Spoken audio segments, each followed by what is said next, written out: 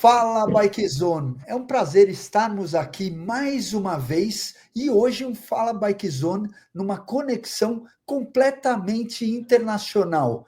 Caetano Caê Zamataro, lá na outra ponta, tá lá em Miami, na Flórida, nos Estados Unidos, e o nosso convidado, amigo de longa data, o biker Tiago Boareto, hoje na capital da Austrália, em Canberra, já está há alguns anos por aí.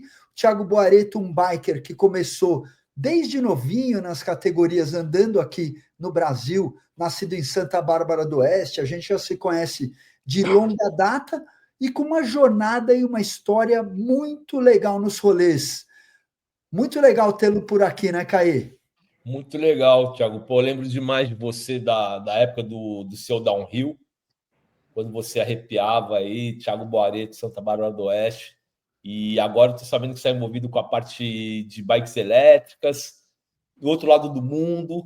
E acho que é legal dividir tua história com a galera e contar um pouco sobre como é que foi essa parada, como é que foi a mudança, como é que é a vida de imigrante. Legal dividir isso com a gente. E muito legal, porque o Thiago, a gente tem que falar isso no presente, não é foi. Está acontecendo, além dessa carreira profissional dele, é um biker de mão cheia, andando diariamente e hoje no mundo das maravilhosas IMTBs e bikes. Conta um pouquinho, Thiago. Vamos começar, Caê, pelo início da carreira dele, um pouquinho ele falando do início do rolê, e a gente faz um contraponto aí para a atualidade. Vamos lá. Não, primeiramente, muito gratificante estar aqui com vocês, cara. Duas personalidades incríveis do nosso querido mountain bike. Cadeira, a primeira entrevista que eu dei para você, eu estava na categoria juvenil, lá em Vinhedo, no Interestadual. Acho que era do ano de 2001, 2002. Então, esse ainda era aquele cara que tinha uma câmera na mão e o microfone na outra, fazendo tudo, era incrível. ESPN, boa, bons tempos. E, cara, eu conheci no downhill, na época de Mairink, campeonato, João Diogo, né? Oh, época boa, cara. Oh, época boa. Sente saudade dessa época. Tinha um downhill, freeride, você se envolvia com a galera toda. Isso era bom demais. E foi uma da transição minha de cross-country pro downhill. Depois eu tive minha transição para enduro. E quando eu vim para a Austrália, uma transição significativa para o e-mountain bike. Você comentou, Tiago Boareto, atleta profissional. Eu não me vejo tanto assim, cara, porque como atleta, eu acho que é o único tempo que eu realmente treinei pesado, focado na alimentação, treinamento com um treinador, foi quando era categoria juvenil, cara. Depois disso, bike foi só rolê, sabe? Foi só trabalhar minha parte psicológica, minha satisfação pessoal, porque realmente a gente ama isso. E o resultado foi consequência. Nunca tive treinador, nunca me mantive na linha como alimentação e outras coisas. Sempre foi o rolê. O resultado foi consequência do rolê, cara. Isso que acho que é não digo diferencial, mas eu não tive aquele método de atleta. Isso nunca fez parte de mim, foi sempre no rolê. E consequência, tive bons resultados, não vou negar, teve bons resultados expressivos, mas nunca com pressão ou com a necessidade de ganhar. A vitória veio e quando perdia também, aprendi a administrar a derrota também, isso nunca foi um problema. O negócio é estar andando de bike, cara. Muito bacana. Dos seus títulos, fala um pouco deles pra gente. Conta de expressivo. Não precisa ser expressivo, o título é título, qualquer um deles. E highlights, assim, momentos legais também, né? Na parte da carreira no Brasil. Putz, cara, de criança, vários títulos. Vamos falar de título de corrida. Vários títulos estaduais de cross-country. Despontava muito bem na Júnior como cross-country. Depois foi downhill. Acho que eu estava entre os top 3, top 5 de downhill em certo momento. Foi a Copa do Mundo pela categoria Júnior. Depois, vamos dizer, teve a corrida da Globo, do 4Cross da Globo que eu ganhei. Isso daí já estava uma migração para o enduro. Campeão argentino, isso é interessante. No ano 2014, 2015. Enduro, né? Aí teve uma corrida na Argentina, um festival muito bacana, um festival europeu, que foi realizado na Argentina, o Cedric Gracia estava lá. Eu tive 4 pneus furados e coloquei 30 segundos no Cedric, e dali foi legal demais. Uma época que eu estava muito bem fisicamente, que eu tinha Enduro acabado... também, Thiago? Hã? Enduro também? Enduro. Eu tinha acabado de assinar o contrato com a Specialized, então estava bem motivado. Então foi uma prova muito que marcou para mim. Não foi divulgada no Brasil, mas para mim foi muito interessante. Onde foi? Na Argentina? Foi na Argentina, não, nem lembro o nome da cidade, São Roque, na Argentina. E o Cedric era a atração total do evento, né? Todo mundo entrevista, e chega o brasileiro lá que com 4 pneus furados e deu na cabeça do cara. Aquela foi legal. Mas e era mais a satisfação de estar correndo com o ídolo ali, né? O Cedric era sempre muito carismático. Legal. Aí teve o primeiro campeonato brasileiro de enduro, eu fiquei em segundo, mas também organizei a corrida lá em Nova Lima, então foi uma loucura estar correndo, organizando. Históricas essas que você organizou lá, eu ia lembrar disso também. Conta um pouco dessa fase. Você sempre viveu aqui em São Paulo e depois você se mudou para Minas. No momento, a gente teve talvez uns 8 anos do enduro nacional muito forte, de 2014 a 2017, assim, menos do que esses 8 anos, e você teve uma fase que você atuou como competidor e também como organizador de provas.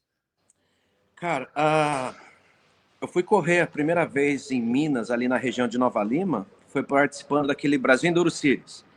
Acabei ganhando a corrida, estava muito bem fisicamente, tecnicamente, acabei ganhando a corrida, mas eu me hospedei em um lugar que chamava Macacos, que é um pouco São Sebastião das Águas Claras, um pouco distante da região da corrida, mas foi à noite, na loucura, que a gente estava dirigindo o carro, procurando hotel, foi o único lugar que a gente achou. Amanheceu o dia, eu olhei em volta do hotel, muita trilha, eu falei, que lugar estranho. É muita trilha num visual só. E na região de Macacos ali é sensacional. Aí eu falei, caramba, eu vou voltar para esse lugar. Ganhei a corrida, ficou aquela sensação boa do ambiente. Eu falei, pô, legal, ganhei uma corrida aqui, vou voltar. Voltei para passar uns dias de uma pousada lá, comecei a explorar aquelas trilhas. Eu falei, puxa, eu vou virar a chave, eu vou sair do interior, eu vou vir morar aqui. Eu morava, na verdade, na Riviera de São Lourenço, trabalhando como corretor e tal. E quando eu assinei o contrato com a Specialized, eu falei, eu vou me dedicar só à bike. Larguei todo o trampo, porque eu era gerente da imobiliária, aquela vida maluca de corretor. Larguei a mão, cara. Eu sentei no selim e treinei, viu? E decidi morar em Macaco. Aí eu comecei a explorar aquelas trilhas. Eu falei, isso daqui merece um campeonato, cara. As trilhas são muito boas. Eu com o Velarde, a gente fez o primeiro campeonato brasileiro de enduro. Não foi pela UCI, foi pela Federação do Marcelo, CBMTB. Mas foi o primeiro. 2015 esse? 2015 esse. Esse eu fui. Esse você foi lá? Foi histórico. Puta, legal. Então você viu o potencial das trilhas. Duríssima e andando em todas aquelas trilhas icônicas, né? Eu voltei de lá semana passada e eu lembrei muito disso. Cara, eu vou te falar que foi dos eventos aí top 3 da história do enduro no Brasil, hein? Legal. Cara, foi muito bom. E aquela loucura, né, de estar organizando, e a cidade da região ali, a região de Macacos, muito bacana. E a região me abraçou muito bem. O presidente da comunidade de Macacos ali, o Zé Paulo, capoeirista, mestre de capoeira, me abraçou, me acolheu muito bem. E o lugar do Marcinho? Isso, aquela turma do Marcinho, muito boa também. Tem o Ecomuseu agora, que é o museu da motocicleta, do off-road em geral, sim, lá, sim. Né? Enfim, essa turma de Macacos me abraçou muito bem, me acolheu. O pessoal da Global Bicicletas, a Luciana, o Sérgio, o pessoal ali me abraçou muito bem, me acolheu bem. E eu fiquei alguns anos ali com o Léo Bike, a gente montou a primeira escola, né, BH Bike School, primeira escola de mountain bike da região ali. Isso daí a gente tá falando 2014, não, 2015, já foi tempo. Daí comecei a morar com o Léo Bike, a gente tinha trilha dentro de casa, respirando mountain bike, né? Aí a gente fez esse primeiro brasileiro, a gente fez o segundo, que foi válido para a Copa do Mundo, né? IWS Qualifier Event, foi o primeiro evento qualificatório para a AWS. A gente colocou, eram 12 especiais em 3 dias de corrida, Mas chegou na última, todo mundo, por favor, chega. 11 especiais descendo. Mattioli ganhou, fez quase 40 minutos de cronometragem de Foram descendo. anos sucessivos ou vocês pularam um ano? Esse segundo eu não fui. Eu acho que esse a gente pulou um ano e foi em 2015 e 2017.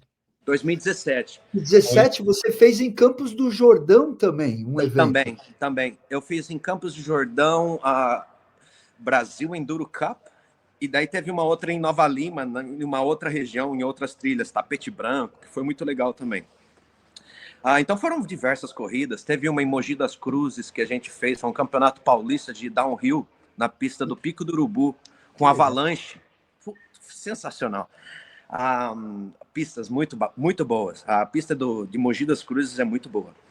Mas enfim, foram uma sucessão de eventos que cara, digamos que foi sem fins lucrativos, mas foi com muito amor, sabe? Tipo, muito legal.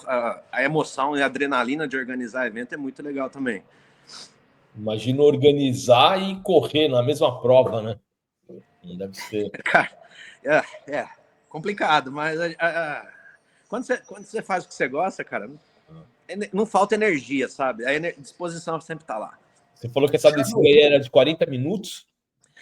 Essa Super Enduro Brasil, né, que foi o segundo campeonato brasileiro, o Mattioli ganhou com o melhor tempo de quase 40 minutos de descida. Foram 11 especiais cronometrados. O tempo somados das especiais, né, deram 40 minutos. Mas 3 dias de corrida. Então o cara treinava as 4 especiais durante a manhã e cronometrava à tarde.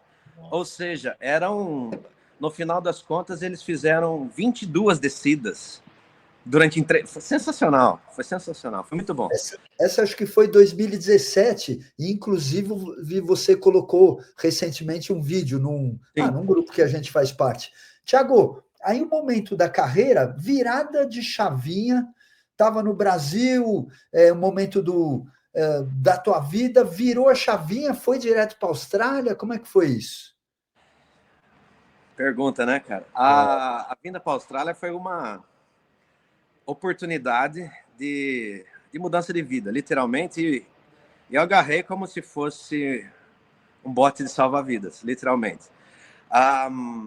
Muitas coisas pessoais acontecendo, vocês que me conhecem há muito tempo sabem. Foi um momento difícil, cheguei a ficar uma depressão muito pesada depois de um acidente de carro que eu tive, inclusive assistiu. Cara, eu tava comentando, né? Trás, cara.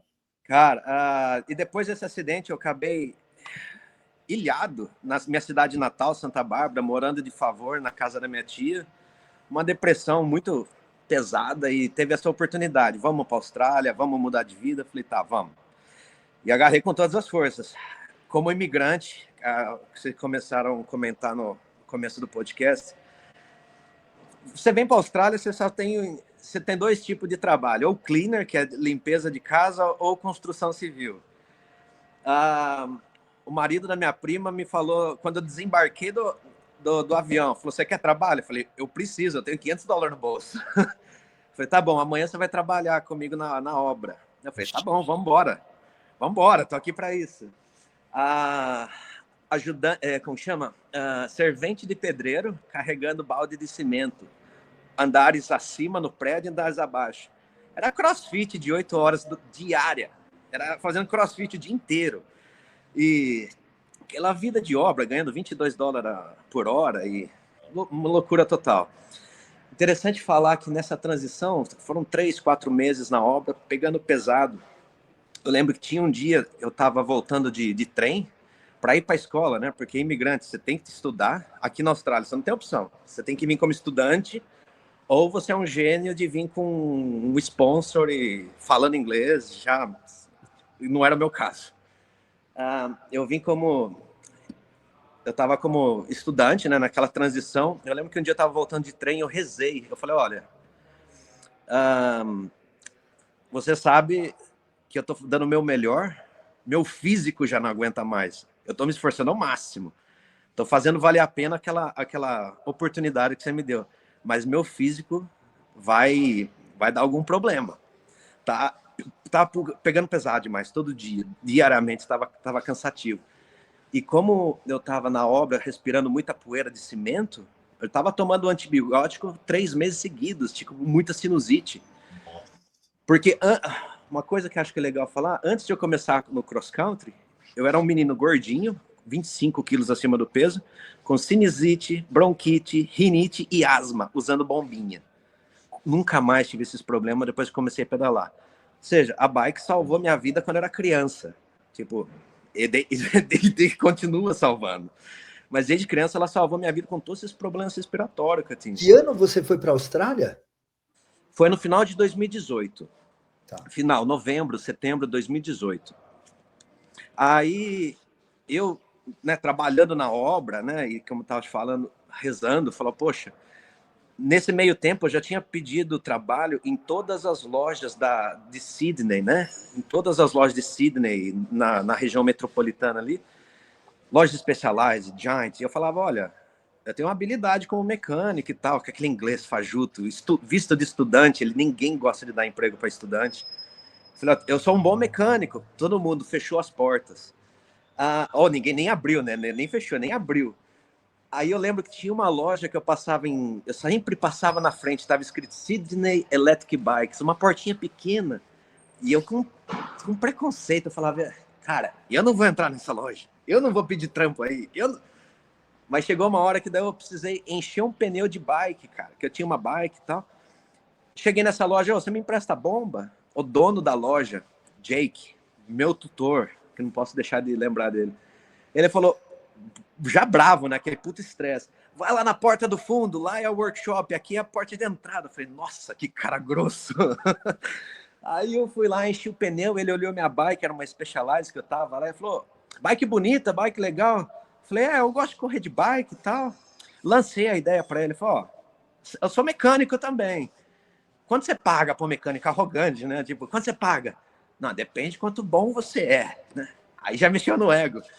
Mas isso foi no dia seguinte que eu tava, aquela história no trem, que eu tava rezando, falei, poxa, me ajuda que o corpo vai pipocar. No dia seguinte eu fui nessa loja para encher o pneu, ele falou, vem amanhã fazer um teste. Foi o único que abriu a porta. Loja de bike elétrica. Falei, tá bom, né, vamos lá. Fiz o teste, tal. Daí me jogou umas ferramentas na rua e um cavalete de plástico. Falou, começa a montar umas bikes para mim na rua. Eu montei 7 bikes. Aí ele falou, por favor, para de montar as bikes, que você vai acabar com o estoque. Vamos fazer um teste ali dentro. Me deu uma roda de um Uber Eats, né? A roda do aro do cara todo trincado, quebrado. Ele falou, vê o que você pode fazer para esse cara, porque ele precisa voltar a trabalhar. Eu sei que a situação tá precária, mas ele precisa voltar a trabalhar. A roda era uma banana. Daí vai lá, né? Tira a roda da bike, soca a roda no chão, pisa de um lado, pisa de outro, arruma o mudguard, né? O paralama dele com zip tie, parafuso e tal. Falou, esse é o melhor que eu posso fazer, a roda tá quebrada. Ele olhou o trampo, ele falou assim, tá, você volta amanhã que a gente vai conversar. Daí, desde esse dia, um dia antes eu tava rezando, no dia seguinte eu fiz a entrevista, o teste, no dia seguinte eu estava empregado com o dobro do salário que eu ganhava. Foi sensacional. Aí veio, né? Falei, pô, tá com bike elétrica, vamos lá, né? Vamos ver o que acontece. Isso em 2019. Já era começo de 2019. E aí começou. No primeiro dia que eu cheguei lá na loja, tinha um grego mecânico. Essa loja era sensacional, no centro de Sydney, mas era uma loja maluca. Porque o dono dessa loja, o Jake, que é o meu grande tutor, ele já trabalhava com bike elétrica fazia 15 anos. Ou seja, ele foi um dos primeiros a trabalhar com bike elétrica na Austrália. Enfim, ele vinha muita experiência, e de lá eu aprendi tudo que eu sei. Boa parte, 90% que eu aprendi foi lá. Bikes elétricas de mobilidade ou IMTBs também? Cara, do IMTB era 20%, 10% da loja dele. Era muita bike dobrável, era muita cargo bike, era muita conversão de bike. Pegava bike tandem de 2 pessoas, convertia em uma. Chegava aquelas bike shopper, a galera queria converter. Era só os trabalhos. Conversão, você diz colocar os motores Bafang, os motores do Central. Conversão de bike, né? Desde Bafang, de 250 a 1000 watts, motor na frente, na roda da frente com uma cargo bike mais antiga, motor atrás e diferentes potências. Aí você começa a entender o jogo da coisa. Opa, cada cliente tem a bike ideal. Então você tinha que fazer essa leitura do cliente. Porque naquela época tinha as mountain bike, estava começando a pegar começando entre aspas, tinha muita high bike, com aquele motor Flyon, uns motor Bosch, tinha muita bike já. Mas o know-how dessa empresa era o resto, não era o mountain bike, é um nicho só. Aí eu fui entender, falou, pô, mountain bike é uma fração dessa mobilidade elétrica. Tem a bike dobrável para o cara que quer ir no trem, tem o cara que quer fazer transporte com a criança na bike, né, a cargo bike diária, tem o cara que gosta da mountain bike convertida para cidade, tipo, que o cara quer uma dual suspension só para cidade. Aí você vai abrir, tem os caras que gostam das bikes compacta, leve, aí você vai entendendo a diferença de bateria. Ou seja, cada pessoa, a gente acha a obrigação, né, como uma loja especializada, era entender qual que é a melhor bicicleta para aquele cara. A melhor bicicleta do mundo, para mim, é diferente para outra pessoa. Então, essa era a missão, era entender o perfil. Mas como eu tinha um inglês muito fraco, a missão minha era workshop, era consertar a bike, resolver problema, montar a bicicleta. E em pouco tempo explodiu minha mente, né? Eu falei, poxa, eu que achava que sabia um pouco, eu tô vendo que eu não sei nada. Tô aprendendo tudo de novo. Isso foi sensacional. Me despertou aquela paixão que eu tava, de certa forma, já até um pouco desmotivado, né? Sempre gostando muito de bike, mas tava um pouco desmotivado. Então, essa engrenada que a bike elétrica deu um boost na minha vida, me deu um ânimo para estar nessa jornada de novo. E pouco tempo depois, eu já estava correndo de bike elétrica, sabe? Focado nas corridas, mas completamente apaixonado principalmente, acho que pelo lance de converter uma bike antiga, do que aquele pessoa que ama aquela bike, que não vende por nada, e você dando uma vida, revitalizando aquela bike com motor. Ou eu lembro de uma situação que veio um cara com uma bike, aquela hand bike, e o cara veio na cadeira de roda. Ele falou, você consegue converter essa bike que tá na minha garagem por faz 20 anos e eu não uso? Aí, como que eu vou fazer isso? Tá, motor na frente, colocar a bateria aqui, adaptador ali, um freio Magura hidráulico de rim brake, consigo. Aquela aquela hand bike de um cadeirante de 20 anos sem uso, voltou à atividade, 40 km por hora, com troto. O cara volta depois de um mês, com o sorriso daqui a aqui, pedindo para trocar o pneu, que o pneu já estava gasto, em um mês. Ou seja, puta, esse tipo de coisa que faz o cara... Pô, é isso que é o legal, sabe? É colocar uma pessoa na rua, é colocar aquela senhorazinha que já não anda mais de bike, ou você tá dando um boost para ela. Aquele cara que tem um problema de mobilidade no joelho, não consegue levantar a perna, tá, você precisa de uma bike com quadro baixo, um step-through, com uma roda pequena, tá, eu monto a bike para você. Entender e você colocar mais pessoas a iniciar a atividade de bike novamente. Inclusão, né? Total. Isso foi o lance mais legal da bike elétrica para mim, cara. Foi o lance de inclusão, de ver a família. Pô, ao invés de o cara passar 1 hora no trânsito, escutando rádio, ou criança no iPad, no banco de trás, não, o cara tá andando de bike com a criança atrás. Esse lance da bike elétrica deu um clique para mim. Eu não tenho aquela ideia que a bike elétrica vai salvar o mundo, que ecologia, é mais um negócio de inclusão, porque o Jake, esse patrão ou tutor, ele tinha essa mentalidade, né, de, pô, a bike elétrica vai salvar o mundo. Eu nunca pensei muito por esse lado, apesar de entender essa mentalidade. Mas o lance da inclusão me fez apaixonar pela bike elétrica, cara. Ô, Thiago, sabe que eu moro aqui a 25 milhas de Fort Lauderdale, né? E eu trabalhava numa loja de bike em Fort Lauderdale. E você falando isso é muito interessante, até conversei com a Cadeira sobre esse assunto, porque a bike elétrica, para mim, é uma visão, é um uso totalmente diferente, por exemplo, que o Cadeira usa na montanha. O meu uso é absolutamente urbano, porque eu usava para mobilidade. Eu percorria 50 milhas por dia de bike. Jamais faria isso se não fosse uma bike elétrica. Então, a bike elétrica, cara, ela abre o leque para uma série de pessoas, para uma série de atividades que antes não acontecia. Lógico que uma pessoa pedala 50 milhas todo dia, mas pedalar para ir trabalhar, passar o dia trabalhando e voltar todo dia, e a bike elétrica ela proporciona isso, né? Ele abre a visão. E aí nos Estados Unidos tem uma loja que eu tenho como muita referência, chama New Wheel. Talvez você conheça. Os caras New Wheel, os caras especializados em bike elétrica, mas de alta performance. A Austrália está numa posição bem interessante. Eles têm aquela pitada europeia de bike de alta performance, mas ao mesmo tempo a gente tem uma conexão muito forte com a China. Então, eu tive que aprender a trabalhar não só com as bikes de alta performance, os motor Bosch, os motor mid-drive, mas também com as tranqueiras que vem da China, sabe? E assim, o momento que chegou o momento da loja que a gente começou a alugar bike para entrega de comida. A gente estava com 500 bikes alugadas na rua. Estourando. E fora a venda. E chegou, acho que depois de, sei lá, um ano, eu tava como gerente do workshop dessa loucura, cara. Tipo, e era um show, né? Porque a oficina era no meio da loja, todos os clientes assistiam que a gente estava fazendo. Tinha esse mecânico grego que tinha dia que ele tava soldando uma bicicleta no stand, metendo solda.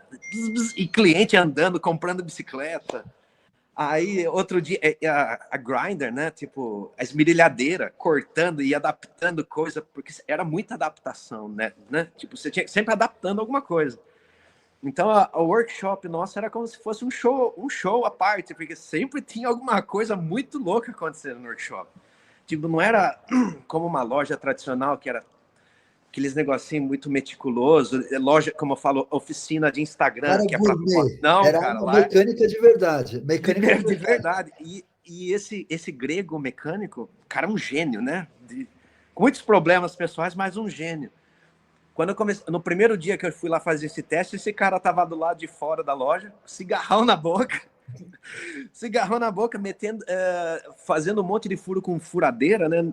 Ele montando uma basket de madeira customizada para uma cargo bike. Eu falei, nossa senhora, que loucura, né? Tipo, completamente diferente de um padrão de oficina de bike.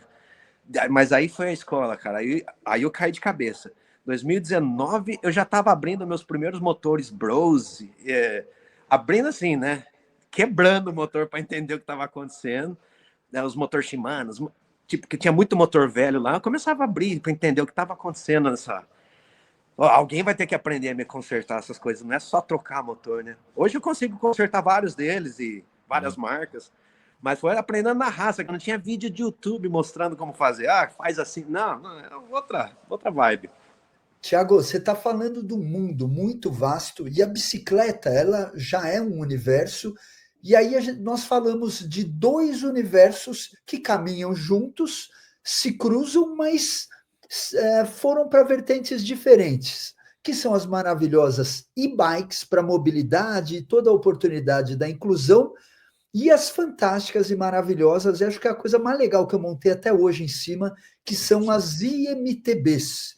E você é um apaixonado também, você tem uma base, você é um biker, como eu acho que tem que ser, que anda de tudo, sempre cuidou da parte do preparo físico, sabe descer, sabe, tá afinado com equipamento, e a e-bike precisa disso, a IMTB. E você teve a oportunidade e está tendo a oportunidade de experiências muito legais no IMTB XCO, no IMTB Enduro. Conta um pouco desse mundo que é, pô, eu sou suspeito para falar e assim, meus olhos brilham, eu te ouvindo falar e ouvindo o Caê também, a gente é apaixonado. Cara, teus olhos brilhando por essa, cara, oportunidade de, por que não dizer, de renovação e de continuar se desenvolvendo, né?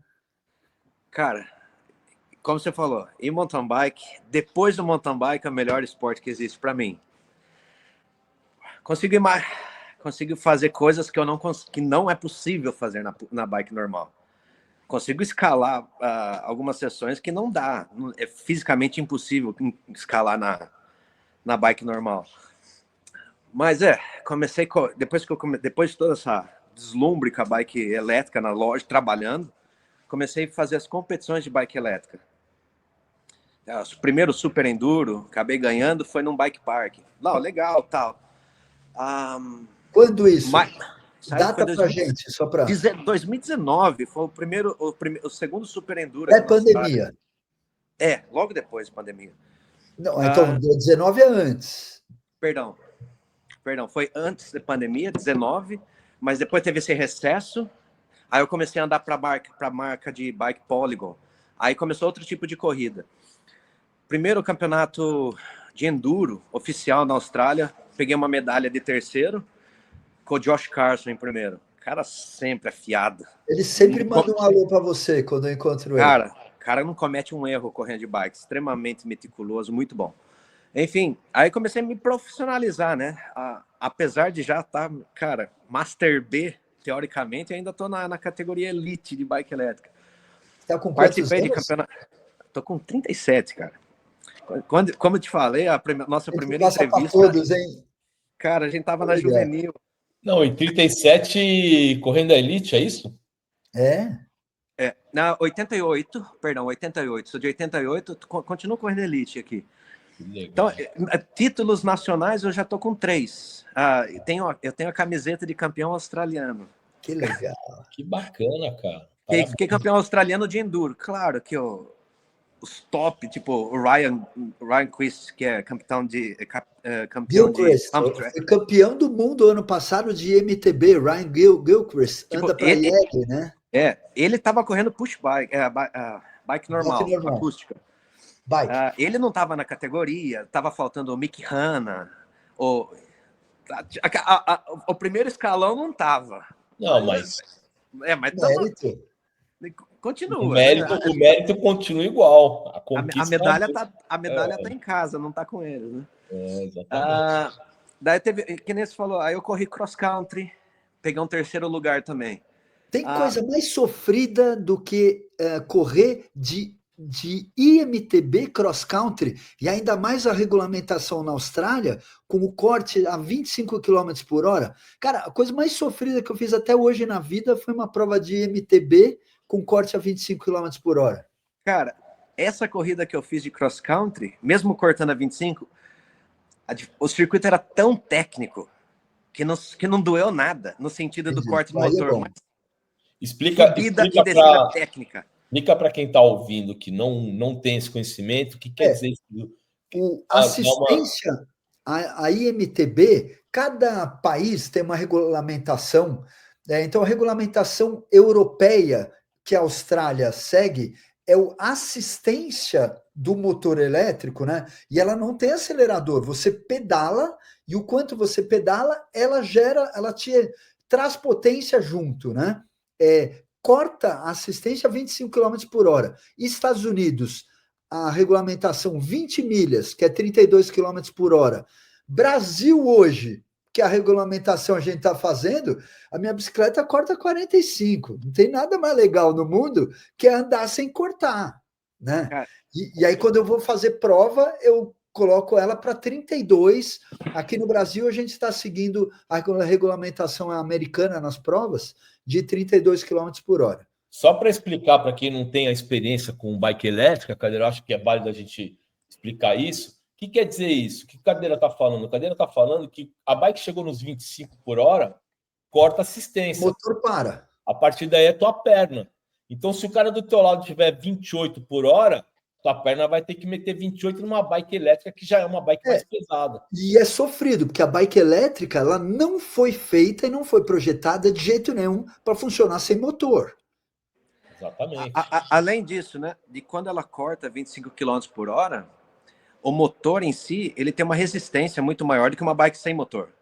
Ou seja, fica muito, além do peso extra da bike, as engrenagens do motor te causa muito mais resistência. Tem alguns que amarram menos, né? Por exemplo, estou andando de Yamaha, o Yamaha trava muito pouco. Estou adorando o motorzinho Yamaha, Thiago. Estou com PWX3 ainda, na Gasgas fantástico. E os Brose, que equipam as Fantic, né? Você anda de Fantic, também travam muito pouco, né? Ele é bem soltão pela embreagem, né? Sim, sim. É comparado tem... com o Shimano, vai. O Shimano é mais amarradinho. Então, uma pergunta técnica para vocês dois, para explicar para nossa galera. Essa parte que trava, que quer dizer o quê? Como se fosse um carro descendo a serra no motor engrenado com freio a motor. Não é somente Grosso modo, né? o movimento central com a tração da corrente. Você tem todo um jogo de engrenagem que, se não estiver tendo assistência, você está fazendo tudo aquilo rodar, né? Tem. Sim. Explica para nós, a Yamaha, ela tem. Você falou que você consegue perceber uma menor resistência do que outros modelos. E realmente, eles têm um sistema específico que não chega a ser zero, a resistência zero, tem resistência, mas é menor que muitos outros motores. Isso é fato. A DJI agora está vindo o ano que vem com embreagem. São informações bem frescas. Isso daí que fiquei sabendo. O Brose tem embreagem também, né? O Brose de correio. Tem embreagem, mas eu ainda sinto que ele tem resistência, e não pouca, né? Sempre vai ter uma resistência ali. Por isso que até esse sistema que a gente já vem falando de gearbox, que são as marchas embutidas com o motor, eu acredito, se cortar 45, é o melhor motor do mundo.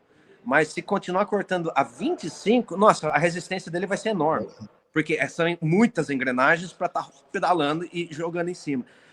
A gente tem várias coisas a melhorar, né? Além de performance, a bateria, peso de bateria, ou até o material, lítio. O lítio uma hora vai ser trocado por outro tipo de lítio sulfur, ou nióbio, alguma coisa nesse sentido. Essa é a principal coisa para ser melhorada na bike elétrica, a bateria. Os motores estão vindo, mas para ter um motor gearbox com embreagem que dê uma resistência baixa, acho que a gente está uns 5 anos disso ainda. Eu queria que você aproveitasse. Queria que você aproveitasse, então, que você tocou nisso daí, e explica como é que visualiza a bike elétrica com a embreagem. Como é que é o tecnicamente? Em resumo, ela vai te dar menos resistência quando o motor corta. Em resumo, outros motores, como a Shimano, que são só engrenagens, ele não tem essa parte de embreagem, como a gente está comentando aqui, ele gera uma resistência um pouco maior, como o Cadeira falou. Mas comentar partes internas do motor é um negócio muito específico. Mas fala um pouquinho disso aí, porque você é um cara que conhece eles por dentro, isso nos fascina demais. Isso. Cara, é gostoso. Eu tava pensando, lembra na geração 2000, quando a galera tinha o Gol, o GTI, e gostava de fazer turbinar, aspirar? É a mesma fascinação, é o mesmo fascínio que a gente tem pelas bikes elétricas, com motores diferentes, coloca chip, põe chip, troca o tamanho da roda e troca o ímã. É a mesma coisa. Aí a gente tem nosso amigo Elinho, que fala entusiasta, mas essa coisa que está movendo. Em relação... são diversas marcas, diversos sistemas. Vamos começar pelos Bosch, vai. Fala dos Bosch, daí eu vou te perguntando. Cara, Bosch hoje tem mais de 12 motores. Só a Bosch tem mais de 12 tipos de motores. Geração 4 e 5 específico do IMTB, o que eles estão entregando hoje? Bosch geração 4, marcado por 2 tipos. O Smart System e o não Smart System, que mudou as conexões e a conectividade com o aplicativo. O geração 5 já é um motor já um pouco mais remodelado e refinado, menos barulho, outro tipo de engrenagem. E principalmente ele permite ter esse upgrade de torque, que está chegando a 100 newtons, que está todo mundo falando no mercado. Mas o grande passo da Bosch foi o Smart System, que foi uma geração 4, está atrás. E o pedal kick? São pequenas coisas, né? Quando você para de pedalar, ele ainda continua tendo uma aceleraçãozinha. O Brose já faz isso faz muito tempo. O Brose, ele é maluco. Meu Brose parece que tomou ópio, velho. Eu tenho que frear às vezes, velho. Você para de... E eu uso ele no shuttle, uso ele destrambelhado. É demais. O Shimano teve esse update para dar esse kickzinho a mais, para ajudar nas partes técnicas. E quem desenvolveu isso foi o Ryan Gilchrist, com a Yeti ano passado, juntamente com os japoneses no EWS. E você via os caras em cima, porque a Shimano estava. A Shimano está um pouquinho, vamos falar, por eles serem uma empresa japonesa, está um pouquinho mais amarrada, vieram depois. Por enquanto. Mas eles estão vindo. Shimano. Eles vão apresentar um motor novo. Eu quero ver o Shimano com gearbox. E eles têm uma patente, vai vir, hein? A Brose já tem um motor com gearbox. A Brose já tem um. É porque a Brose foi comprada esse ano pela Yamaha Motor Company. E a Yamaha Motor Company já tem todo o desenvolvimento nas motos de trial elétrica, né? Eles compraram também parte de uma empresa europeia chamada Electric Motion, que é de moto trial elétrica, com embreagem e com caixa de câmbio. Então, essas tecnologias, esse crossover, tá rolando direto, né? A Brose já tem esse, não protótipo, é um motor que já existe com gearbox, motorzão grande, praticamente desenvolvido para commute ou cargo bike, não é para alta performance competitiva. Que é uma notícia fresca entre Brose e Yamaha juntas. O ano que vem as Giants vão surpreender muito. Conta mais, você sabe. Vão estar disputando torque junto com a DJI. Estão me falando de 120, não vou falar quem falou, 120 a 124 newtons de torque. Então a Brose e Yamaha juntas vai sacudir o mercado em 2026. A Shimano vai apresentar algo em breve. Eles sabem que eles estão para trás, e Shimano é Shimano. Quando ele apresenta algo muito bom. Então, provavelmente vai chamar Shimano Step C9000, alguma coisa nesse sentido. Vai ser um XTR, vai ser o primeiro XTR elétrico. Porque hoje vamos falar que a gente tem os XTs, motores XTs, assim, vai. Boa. Cara, Shimano é Shimano. Japonês, quando apresenta alguma coisa, vem com coisa revolucionária. Eu acho isso até da Shimano, sabe por quê? Quando eles lançaram o primeiro motor de competição, era o Steps i8000. A linha 8000 é a linha XT, sempre foi. A linha XTR é a linha 9000. Quando colocarem um 9 ali na parada, é que eles estão, agora é XTR. E vai ver, eles demoraram 5 anos para desenvolver esse novo câmbio XTR, esse novo sistema. Eles demoram, mas japonês, mentalidade japonesa, quando lança bem. Não lança com mais ou menos. Então, e esse... com 10% de bateria. Deixa eu tentar achar um carregador aqui. Carrega aí, tem seu tempo. Vai lá, dá uma voltinha na loja aí com a gente. Pô, vocês querem ver o tamanho da loja? Olha, Caê, olha isso aí, meu. Nossa. É um pouco grande, né? É grande, cara. Meu, pode fazer um rolezinho. Quantas bikes tem aí no showroom? Cara, a gente estava, um ano atrás, quando eu comecei, com 1.600 bikes em estoque. Hoje a gente tem 300. Vendemos tudo. Mas no showroom, no chão da loja? 280. Que apito que você toca aí na loja, Thiago? Hoje eu estou como gerente de workshop, gerente, vamos falar de serviço. E o cara que resolve, não resolve, mas o cara que palpita, né, nas bikes elétricas. Mas eu tô com uma abertura muito grande com o pessoal online. A loja online nossa hoje vende uma média por mês de 6 a 8 milhões de dólares por mês. Nossa. Como é o nome da loja, para quem for aí? Pushes. Canberra. Quem for para Canberra, vá visitar Pushes e procure o Thiago Boareto. Catira, só para você ter uma ideia, o chão da Bike Tech Jardins eram 35 lojas, 35 bikes, cara. Ele tem quantas? 300? Não, hoje tem 280, porque a gente vendeu tudo porque a gente está no processo de mudança, né? O workshop, como tá tudo... Estamos desmontando essa loja para ir para um novo local. Enquanto tem muitas lojas fechando, esse é o real momento da indústria, a gente está fazendo uma mudança de loja como upgrade. Então, só de renovação está $500 mil só de renovação. Então a gente fez uma liquidação, vendeu tudo para continuar, para fazer um upgrade realmente. A gente tem esse suporte de venda online muito grande. Dono Ou seja, aqui australiano, é uma marca australiana, Pushes. E assim, é um grupo de investidor, é uma parada um pouco diferente. É um grupo de investidor que precisa dessa loja como um showroom para ter acesso a algumas marcas. Então, é uma pegada um pouco diferente. A venda online deles é muito forte. E esse valor que eu falei aí, que é um valor que eu não posso nem estar comentando muito, mas é em relação à venda de mountain bike, produtos de mountain bike. Eles têm um outro website, uma outra turma só para ciclismo. Nossa. Então, Esses caras são muito grandes.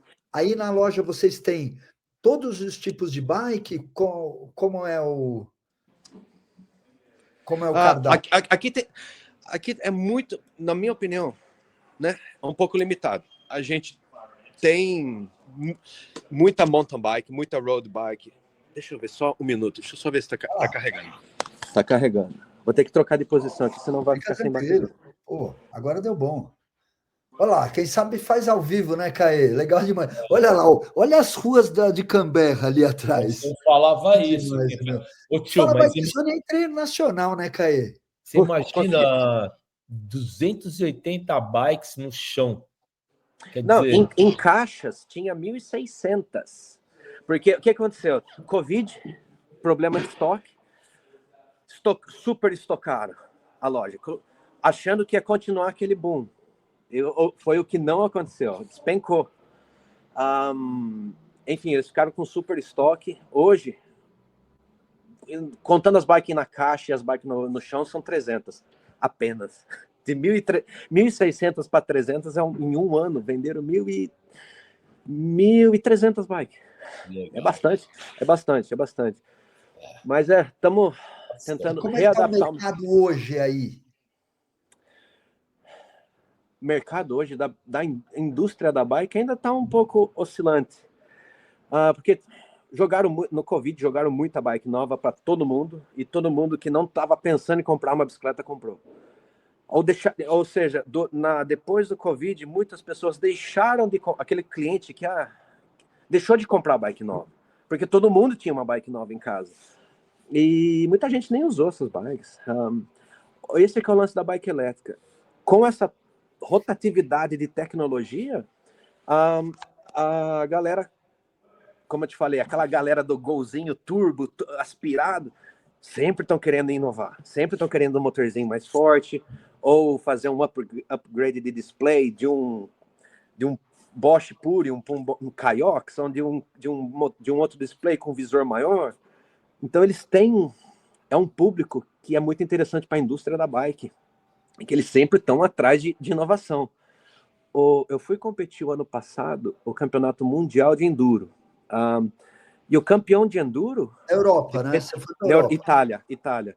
O campeão de enduro, de mountain bike, né, de bike acústica, ele ganhou com uma comensal de alumínio. Ou seja, a bike tradicional, um quadro de alumínio, o cara ficou campeão mundial de enduro, campeão mundial de downhill, tudo com bike de alumínio. Ou seja, chegou em um patamar que apenas um upgrade de componente sustenta aquele quadro. Sim. A bike elétrica já é um pouco diferente. Impulsiona, é um motor novo, é mais forte, é para uma finalidade diferente, é o gearbox. O que está ainda impulsionando muito a indústria do ciclismo em geral é a bike elétrica. E falando de tecnologia, a DJI, quando ela veio depois do Covid, quando estava todo mundo quebrado, e ela chegou num momento muito importante, que ela colocou muitas lojas do vermelho para o verde de novo. Tipo, balanceou as contas, ou deu um fôlego extra para muita gente. Vocês têm aí DJI? Não nessa loja. A gente, quando a Pushes é uma loja uma empresa desse calibre, procura trabalhar com uma marca, eles querem exclusividade, eles não querem vender muito retail. Eles querem, você quer vender DJI na Austrália, a gente vai ser exclusivo. Então agora a gente está em negociação com alguma marca da Nova Zelândia, eu não vou falar da Nova Zelândia, com DJI, você pode achar, mas estão numa tratativa para ser exclusivo. Ou seja, a galera aqui, eles são exclusivos da Nova Zelândia. Coisa nova, chama Véu Duro, vai. Véu Duro, uma marca nova com DJI. Legal. Gravel, DJI, City Bike com DJI, enfim. Fala um pouquinho dos motores DJI e da tecnologia. Já viu por dentro? Cara, nunca abri um motor desse. Definitivamente tem a melhor performance, um peso muito competitivo, e a conectividade dele é sensacional, né? Alarme, e conecta com câmera da DJI, câmera de filmagem, te dá as informações da bike na câmera. A tecnologia que eles têm de motores, né? Ninguém tem. Cara, e assim, eles pouquíssimos problemas em relação à primeira geração, pouquíssimos problemas. Ou seja, eles começaram com o pé direito, sabe? Estão na ponta hoje, sacudiram o mercado, mas que nem eu te falei, eles vieram num momento importante para a indústria que salvou muita gente. Vou te falar, salvou muita gente de estar fechando, do bankrupt, né? De estar fechando as lojas, fechando as... Thiago, cadê Thiago? Perdemos o Thiago. Será que foi bateria? Tô aqui de novo.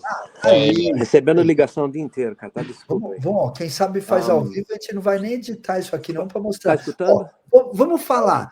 Noite lá na Flórida, noite aqui no Brasil. Não tá ouvindo. O Thiago está em pleno expediente lá na Austrália. Volta o seu microfone, Thiago. Eu não estou escutando. E agora, tá? Acho que é você aí. Eu dou uma editadinha nessa parte. Deu um pau lá. Eu não estou escutando. Acho que é você aí, ó. Opa, perdão, agora sim, agora eu estou escutando, perdão. Não, boa. Eu edito. Vamos daí para frente. Vamos. Thiago, então fala para nós, falamos então de motores. Queria que você falasse mais do Yamaha. O Yamaha é um motor que me surpreendeu demais. É a linha PWX3, a que eu tenho acesso aqui na GasGas, uma bike fantástica também, melhor custo-benefício que a gente tem hoje no Brasil. E o motor, aquele sensor de torque, daquele motor é impressionante. E como a entrega da potência do motor é linear. 85 newtons, que já é uma potência assim, muito grande, claro, que tem essa vontade do querer mais, mas o querer mais, tem muita gente que quer mais e que não consegue tracionar nem 50 newtons, né? Mas fala dos motores de Yamaha. Faz sentido. A Yamaha acabou de lançar um motor novo, que é o PWX4. Foi muito visto na Eurobike. A nova Giant Rain já está vindo com esse motor. Mas, realmente, ele tem um torque sensor, é a grande coisa do motor elétrico. Não adianta nada, tem um puta motorzão, explosivo, mas ele não te dá aquela sensação gostosa. Por isso que eu gosto muito do Brose com correia. Mais manutenção, mais problemático, o que seja. E dá para mexer. Em compensação, você consegue ter acesso lá. Estragou a correia, você troca a correia. Estragou a embreagem do Brose, você troca também. Mas o Yamaha, ele é bom para isso também. A gente tem acesso hoje a peças de reposição da Yamaha. Que bom saber. Principalmente aquela... como que eu posso falar? Ele tem uma peça de nylon, uma engrenagem de nylon. E se ela desgastar, você vai lá, compra 60 euros, você consegue consertar o motor Yamaha. Rolamento é rolamento, você acha, tem os kits de reparo. Então o Yamaha é bom para isso, cara. O Shimano, aquele E8000... mudou? Só uma pergunta do Yamaha, o que mudou além dos 100 newtons? O motor é muito diferente, eu vi esteticamente, ele é igual o PWX3, ou ele é diferente? O que você sabe disso? Cara, não chegou ainda pra gente o motor novo da Yamaha, esse PW4. Vai vir na nova Giant Rain, mas a nova Giant Trans 2026 já vai vir com Brose Yamaha. E esse que vai ser o divisor de águas da Giant.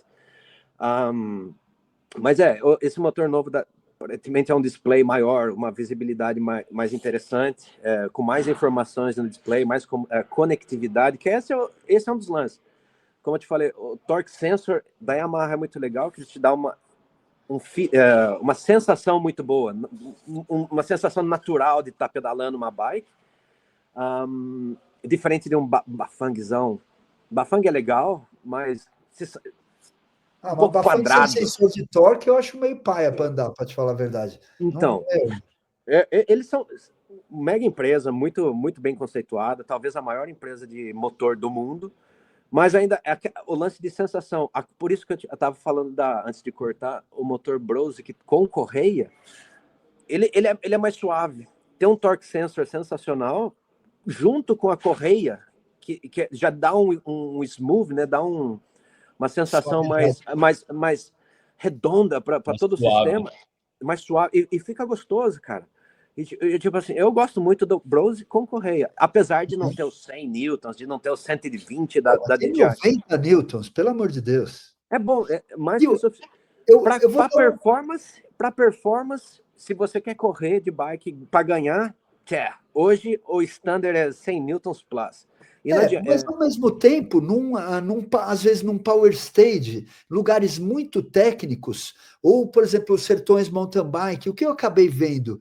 Gente com motorzão que não conseguia passar tração para a roda traseira, aí não adianta também. Como diz o nosso amigo Elinha, microfone na mão de mudo, né? O lance aqui da bike elétrica, que eu acho que é muito interessante, que tem a escola de mountain bike e a escola de e-mountain bike. Posicionamento de corpo é completamente diferente. Altura de selim completamente diferente. O frear na subida, enquanto você está pedalando, é uma técnica completamente diferente da bike tradicional. Então, quanto mais tempo de e-mountain bike você tem, você já está na frente, você já tem mais técnica, porque é o tempo de pilotagem que você vai reaprendendo como pilotar. Então, são vários fatores. Desde, claro, um motor muito forte na mão de quem não sabe utilizar, não funciona. Muito legal, hein, Thiago? Bom, é legal que a gente está abordando um assunto muito interessante, que a gente não tinha abordado ainda, né, Cadeira? E, de certa forma, é um processo que está no começo ainda, né? Acho que a e-bike, a e-mountain bike, está começando agora a se ajustar o negócio da bateria, que já está mais leve, está menor, mas eu concordo que você deve mudar o material, né? Até por uma questão verde, né? Que se fala bastante do lítio. Eu acho que dentro da história da bicicleta, a e-bike ela foi a evolução mais rápida dentro do tempo. Concordo. Eu virei e-mountain biker em 2017. Eu me converti 100% para a religião da IMTB em 2028. Hoje eu não tenho uma bike, eu tenho bike de montanha de downhill, tenho pump bike, mas eu não tenho uma bike de montanha sem motor. Beleza, tenho 57 anos, ando bastante de bike, e aprendi a tirar dela o meu melhor, andar com menos motor, pô, quero sair para fazer força, vou sair para fazer força, mas só a bike não dá, pô, corro a pé para complementar.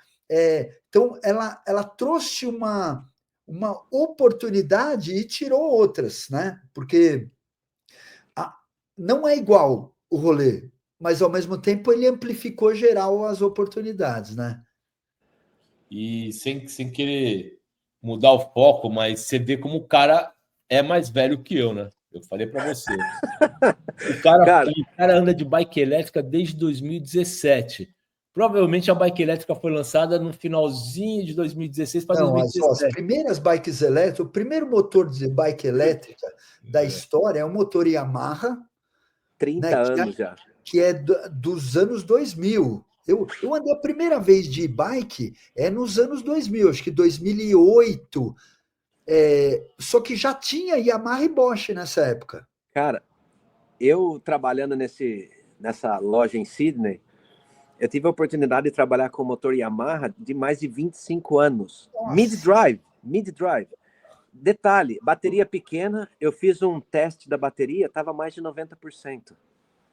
25 anos. E aqui é uma bike japonesa que tem uma cestinha para criança no guidão e uma cestinha para criança atrás. E, tipo, era uma cargo bike japonesa com motor Yamaha, mid-drive, 25 anos, cara. Bateria impecável. Tem muita cargo bike aí? Cara, comum? Como é que é? Cara, nessa loja específica onde que eu tô, não tem. Na verdade, a gente não tem nenhuma aqui. Eu dei uma mudada muito no foco, né? Hoje não é só e-bike. como eu era na Sydney Electric Bikes ou Canberra Electric Bikes. Em Sydney é muita cargo bike. Esse público é um nicho muito bom. Cargo bike e bicicleta barata, né? Elétrica, para mobilidade. Esses são os maiores. Qual que é a bike elétrica de entrada, assim, dessas da China? Porque, por exemplo, uma bike da China aqui vai sair, você compra uma bike elétrica hoje por $450, $500. Mas... Cara, hoje, no litoral, né? Porque tem no litoral da Austrália, tipo Sydney, na região de praia, Northern Beaches, Sydney e tal, muita fat tire, com aquele jeitão estilo de moto, mas é muita. Porque a molecada pega a bicicleta, leva um amigo na garupa, porque ela tá um banco grande, né? Mas é muita bicicleta. E tá dando um problema enorme, porque a molecada vai lá, tira o limitador, que é 20, e australiano é assim, tem que ser 25 km por hora. Aí a molecadinha tira o limitador da bike, tira o freio, o cut-off, né? Quando você freia o motor para, eles tiram e fica dando empinando tudo quanto é lado. E é o que está acontecendo nos Estados Unidos, que eu estou vendo. Isso que eu ia falar, aqui eu moro numa cidade de muita criança, muito jovem, né? Tem muitas escolas aqui onde eu moro, na cidade que eu moro. Cara, o que você vê de jovens, né? 12, 13, 14, crianças, velho, explorando essas bikes elétricas, tirando o limitador. Mas vocês estão falando de e-bike mesmo ou das e-motos também? Porque são fenômenos dos as duas. Lugares. As duas. As e-motinhas também, tipo a Surrounds, né? Desculpa interromper, mas é que tem muita e-bike que é no estilo de moto, mas com pedal também. Com pedal, beleza. É que tem agora as motinhos também, tipo Surround, aquelas chinesinhas que são maravilhosas, que são uma febre positiva mundial e uma febre negativa mundial também, porque está queimando o filme, né? Essas motos elétricas a gente precisa cuidar, porque assim, precisa haver regulamentação precisa existir. Então, a democracia é a pior coisa do mundo, porque se dá muito direito, você tem dever também. Então, assim, hoje em lugares evoluídos, como Canadá e algumas áreas dos Estados Unidos, cara, a e-bike, por exemplo, não pode andar. Região de Aspen, no Colorado, tem um monte de lugar que não pode.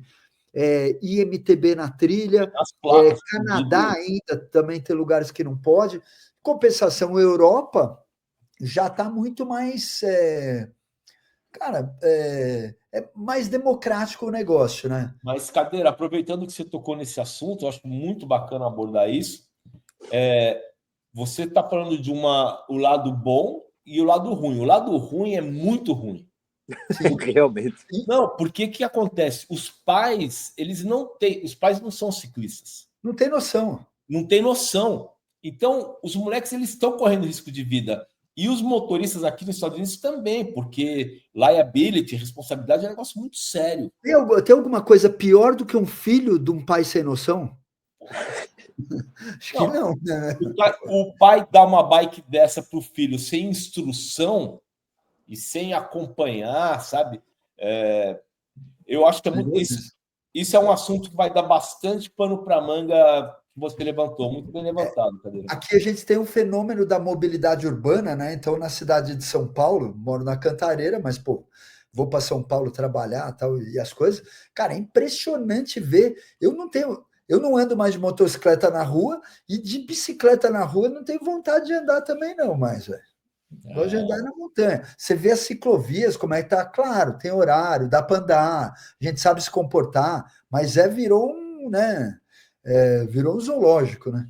E como é que é essa galera aí? Como é que a galera se encontra para? Como é que é o negócio de pedal? Como é que conta um pouco? Cara, assim, australiano, culturalmente australiano, eles são bem straight, né? Eles são bem rígidos com lei, com tudo. Inclusive com a importação dessas bicicletas agora. Estão reformulando todas as leis de importação, tem que passar por certificação, tem que ter laboratórios na China ou onde seja. Depois aqui eles vão emitir um certificado para ver se sua bike é legal ou não. Pô, mas isso aí deveria ser o que o Cadeira está falando, deveria ser, né? Norma, né? Norma.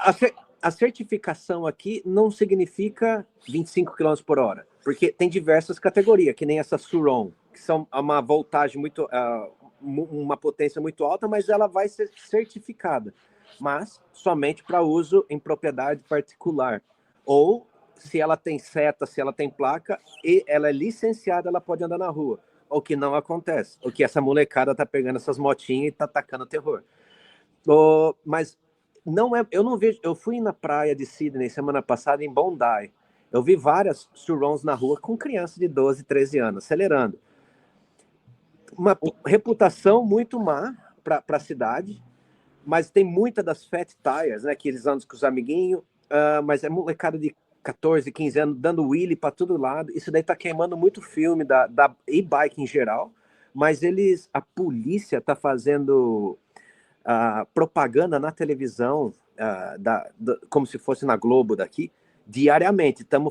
Além de propaganda, eles estão fazendo a conscientização de estar parando todo mundo nas praias, ó.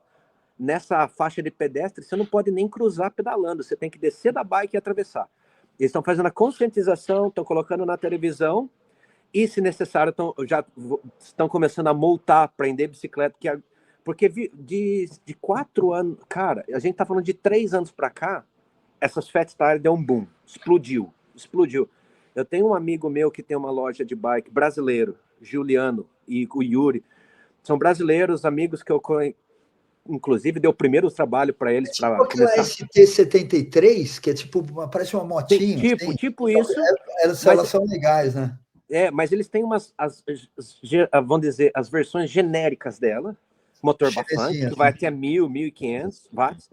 Mas esses amigos meus que tem a Bondi Bike Shop, os caras vendem de 20 a 30 bikes por semana. Dessas fat tires só para criança, só para molecada. Eles fazem um trabalho de fiscalização, as bicicletas não saem da loja com mais de 25 km por hora, e o acelerador é limitado a 6 km por hora, que é para ajudar aquele cara que está com uma garupa, para ajudar daquele primeiro pedal. Mas depois de 6 km por hora é ilegal. É a mesma regulamentação do Walk Assist da IMTB, que só pode até 6 km por hora, né? Mas é na mão, né? Exatamente. Só que aí, no caso, tem um acelerador, né? O throttle. Mas daí você entra na configuração do display, o que é fácil fazer, você precisa de um código e isso daí você acha na internet e aí vai. Aí joga 45 e daí vai, né, cara? Isso, mas, Thiago, mas, por exemplo, uma dúvida que eu fiquei aqui, você está falando da molecada. Se você tivesse 12 anos com uma bike dessa, porque o lance... Favorar. Então, eu não estaria vivo.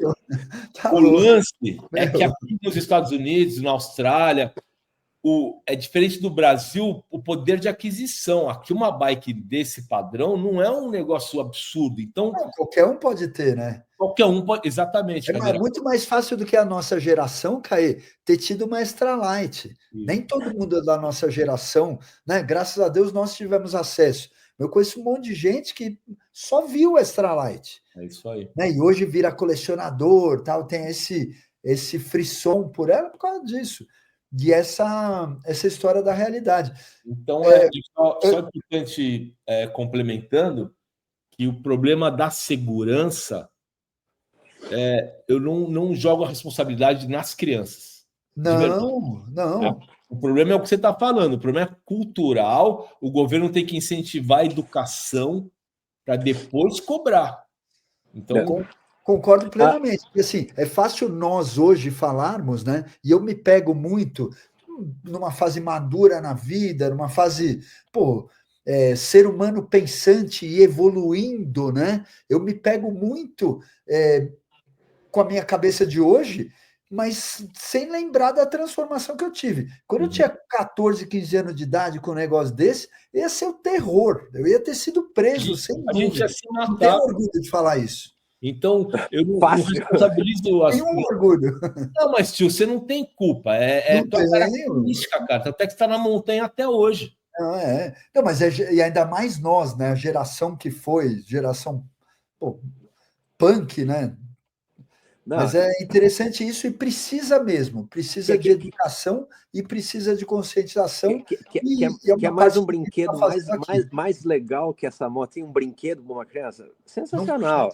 Mas é complicado, é complicado. Que tá virando coisa de segurança pública já. Eu Tá brinco muito até perigoso. nesse assunto, eu brinco até, hoje tem excelentes IMTBs para criança. Eu sou contra. Assim, o Thiago, por exemplo, o Thiago, eu virei e-bikers, falou, nossa, o tio virou em 2017, eu tinha 50 anos, Caê. Eu virei e-biker com 50 anos. O Thiago virou e-biker com 30 e 32, poucos. 33. Então, É verdade. legal. Ao mesmo tempo, para criança, imagine como não vai amolecer o cérebro da criança. A gente tem cérebro de socador, né? Tipo, tem o lance do lance da parada da pegada física. Então, isso forma o caráter do ser humano, forma o corpo. Pô, a criança que já. Hoje, para alimentação já não é a coisa mais fácil. Se de criança você já. Ah, não, meu filho, tô aqui uma. Legal demais, mas ganha aquelas specializerzinhas para andar na montanha. Então, tudo tem dois lados. Acho legal, mas sou contra. É isso mesmo. Eu penso que para criança tem a motinha elétrica, que é só acelerador, desde uma balance bike, que é só acelerador, mas acho que essa bike de pedal assistido para criança é legal, que como pai agora, né? Se eu for pedalar de bike hoje, meu filho ainda não pedala, mas se eu for pedalar hoje, eu vou com uma push bike, dou uma bicicletinha elétrica pro meu filho e vai me acompanhar. Olha que gostoso. Isso é Dá um balance de inclusão. Tipo, eu tô pedalando com meu filho. Claro, ele precisa de um gás para não vejo a hora dele pedalar. Ele nem sabe pedalar, mas ele já tem uma bike de criança em casa. A Maro 24. Ele tem uma Mondraker 24 de pedal assistido. Tem duas. É que essas bikes eu alugo, mas na hora que ele crescer, pô, monta aí. Eu vou na minha bike cross country, na minha rígida, vai atrás de mim, né? Vamos dar uma volta. Pô, isso que o Cadeira falou. É legal, mas não é, né? Porque tem o lado bom da coisa que, por exemplo, você está falando de uma criança que vai acompanhar o pai, e a gente pode falar de uma pessoa de 80 anos que consegue fazer um rolê de 100 milhas. Sim. Então, como tudo, tem dois lados. Vai precisar cuidar da parte mental para entender o que é o esforço com a gravidade que a gente tem. Porque senão vira uma coisa também, já vira, né? Você já está dando o melhor equipamento que existe. Claro, é muito interessante o acesso a tudo, mas hoje a gente está vivendo uma questão no mundo de excesso de acesso. Em tudo, né? Em tudo, né? Uma palavra simples, excesso de acesso. Ô, Thiago, tem uma questão para você, cara. Manda. Como é que você é um cara que veio do cross country, foi para o DH, foi para o Enduro, e aí em algum momento você partiu para esse. Então, como é que você imagina daqui a 5 anos, como é que vai ser a geração do XC tradicional? Como é que você vê o XC? Como você vê aí na Austrália, por exemplo? Tá. No mês que vem eu vou estar participando da minha primeira campeonato australiano de maratona, 90 quilômetros de e-bike. Que legal, meu. A primeira subida tem 20 quilômetros. Aí desce... Tem que administrar a bateria, hein? Espero que eu possa trocar de bateria. Espero que eu possa colocar outra bateria. Que bike que você vai de Fantic? I'm good, né? O Thiago está atrapalhando. No, that's all good. Então, eu preciso... E a gente já está com tempo bom também. Não, eu tô de boa. Eles se viram, eles têm que aprender a se virar em algumas coisas também. Enfim, eu vou participar da minha primeira maratona de bike elétrica, que vai ser um desafio, espero que possa ter troca de bateria. Campeonato australiano? Vai ser o mês que vem, 90 quilômetros. Vamos ver o que vai acontecer. Vai ser, Thiago? Vai ser no sul da Austrália. Sabe a altimetria? Ai, caramba, velho. Não sei. Eu tenho escrito, mas eu não sei. Mas vai ser punk. Primeira subida de 20 km, desce e sobe 20 km de novo. Nossa. Sei lá. Ser bem pesado. Mas o Thiago, de bike elétrica é fácil, né? Ainda mais tem gente que vai fazer de bike normal. Aí aqueles ultramaratonistas, muito bom. Aí eu já não sei. Então, e aí como é que você vê essa galera das bikes convencionais? Como é que você vê esse esporte? Porque, quem experimenta a E é difícil, é a minha opinião. Quem experimenta a modalidade E é difícil o cara voltar para uma convencional. Não sei o que você acha. É difícil. A bike elétrica sempre dá um gás a mais para você sair. O inverno passado, treinando para o campeonato mundial, eu saí todos os dias para a montanha, 4, 5 horas da manhã, -3, -4. Mas a bike elétrica te dá esse gásinho a mais. Com a bike tradicional, cara, você pensa 2 vezes para sair da cama, né? Mas enfim, como que eu penso em relação... O que eu acho que seria muito interessante para o esporte, para a mobilidade elétrica em geral, não digo tanto por causa ecologicamente, para uma mobilidade verde, que eu não vou muito por esse lado. Apesar de puxarem muito isso daí, né? Porque descarte de bateria é um problema. E aí vai, mineração é um problema grande, mas as pessoas ainda puxam muito falando que é ecologicamente correto. Posso te interromper para Claro. fazer uma pergunta muito interessante? Na Austrália, nas lojas, vocês têm algum procedimento especial para tratar com bikes elétricas das bikes convencionais? Por exemplo, porque da minha pergunta, porque aqui nos Estados Unidos é obrigatório, quer dizer, teoricamente, a ter tanque de areia nas lojas que vendem bike elétrica por uma questão de segurança. E como é que é? Cara, não tenho esse sistema. A gente tem uma lixeira específica para material como bateria, mas não tem esse tratamento de areia. O da areia é para se pegar fogo? É emergência. Se deu de areia tá. O que tá... A Kenneth estava falando isso aí. É obrigatório aqui, viu? Desculpa. Interessante saber. Bom ponto de vista. O que eles estão pegando pesado aqui agora é com leis novas para importação de bike elétrica. As bicicletas têm que passar pela teste, certificação e tudo mais. Quem trabalha com aluguel de bicicleta e essas bicicletas não tem um adesivo de certificação, vai ter que vender tudo. Eles estão tentando remover as bikes perigosas do mercado. Que vem muito da China. O que acontece? As bikes vêm com bateria de lítio de baixíssima qualidade ou células recicláveis ou células de péssimo e sem BMS. É como se fosse um chip... Fala sobre o BMS. Explica para nós, por favor. Cara, como se fosse grosso modo, como se fosse um chipzinho que faz a bateria... É um controlador, né, de temperatura... Tipo isso, que pode colocar a bateria num sleep mode, que pode desativar a bateria e em resumo, previne acidentes de incêndio. Tem carregadores com esse mesmo sistema, tem carregadores com fusíveis, diversas opções. Mas essa BMS é um item de segurança que tem que ter numa bateria. Essencial ter. E essas bicicletas muito baratas, conexão direta com China, sem imposto ou 5% de imposto. Vinha muito containers e containers de bike sem qualidade. Então, acho que é um pouco diferente dos Estados Unidos, que não chega tanta tranqueira. Então, está tendo uma regulamentação, um projeto, faz 6 meses que a gente está participando de webinars e falando com a indústria da bicicleta australiana, como fazer, blá, blá, blá. Agora, todas as bicicletas vão ter que ter certificação. Pode ser uma Specialized, vai ter que certificação.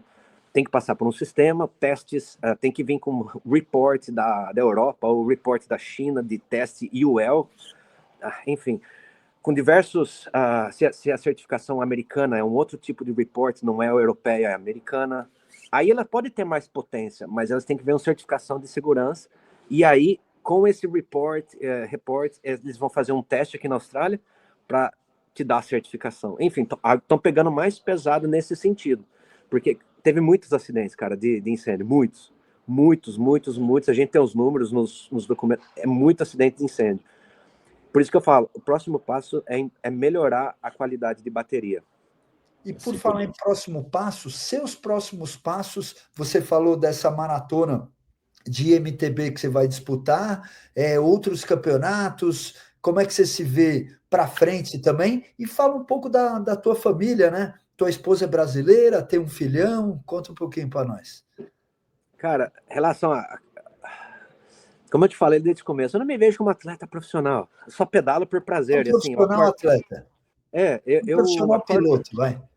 Eu acordo 4h30 da manhã para me dar a oportunidade de praticar algum esporte. Porque senão meu dia é muito corrido. 4h30 da manhã, meu despertador, 4h15, quando me dou o privilégio, 4h45.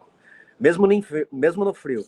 Aí eu vou lá agora, tenho uma bicicleta indoor, faço meu treininho lá para não ficar saindo no frio, que daí se suja muita roupa. Aí meu tempo de doméstico, nossa, vai embora. Enfim, campeonato australiano de maratona de bike elétrica, primeira vez que eu vou fazer. Depois eu vou participar do campeonato da Oceania de e-mountain bike enduro.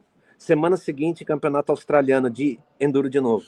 Onde serão essas provas? Vão ser em outubro em Perth, que é do outro lado da Austrália. Sim, depois Queensland. Queensland é para cima, Perth é a cidade do Sam Hill. E tá, Sam Hill tá de bike elétrica, eu acho que ele vai correr. Olha! Ai. Perth é onde teve... não, é Cairns que teve o Mundial. Mundial, né? Cairns é a cidade do Mickey Hunt.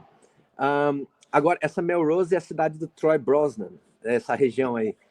É tudo para o norte. É um pouco mais para o norte, perto de Melbourne, ali. Depois vai ter o primeiro Sea Otter Classic na Oceania, que é aquele campeonato americano, tá vindo para a Oceania. Vai bombar. E vai ter uma categoria interessante, que são 3 atletas, ou 4, que é uma largada como se fosse for cross, mas de e-bike, como se fosse um for cross indoor, com tronco, com curvinha fechada, pedra. Endurocross, assim, de moto, Tipo isso, é uma modalidade nova que vão colocar no Sea Otter. Que legal. Já fez o teste? Vai interessante, mas muito curto, tipo 200 metros de corrida. Mas muito legal, muito técnico. Tipo aquele Power Stage que eu coloquei no grupo essa semana, que viram atrativos, né? E é legal, porque é técnico, mostra a capacidade da bicicleta e traz o público até o esporte. Sim. E é isso que o mountain bike está precisando, enduro, né? O enduro é muito espalhado, galera, 6 horas na montanha e... Viciado a gente já tem, né? A gente tem que cada vez mais adentrar a sociedade com o esporte. Sim. Enfim, corridas vão ser essas esse ano. Ano que vem, provavelmente eu vou fazer o Mundial de Cross Country. Eu estou me preparando fisicamente, mas não me preparando, sabe? Eu treino, mas sem monitoramento nenhum. Ano que vem é legeinho. Ano que vem a gente vai ter... 2027. A gente vai ter o que teve em 2023, que é agora de 4 em 4 anos, o Super Mundial, que é todas as modalidades juntas, meu. Sim, o ano passado teve isso, esse ano vai ter em Switzerland, vai ser todas as modalidades juntas de novo. Mas não tem ciclismo, é todas do mountain bike. Só mountain bike. Esse ano, Cross Montana é assim.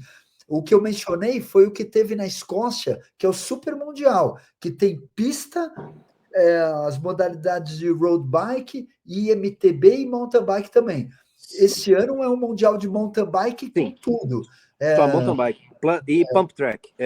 Tudo off-road e pump track. Exatamente.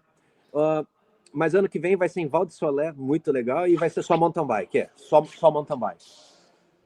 E essa daí eu quero ir no cross country. Assim, eu tô tirando o pé na parte perigosa. Me dá uma vontade de comprar uma bike de downhill e treinar, mas, puta, eu já tenho mais de 20 ossos quebrados, cara. Mas aí fica o convite para você. Você sabe que o Campeonato Mundial de Mountain Bike Master 2026 e 2027 vai ser aqui do lado no Chile. Sim.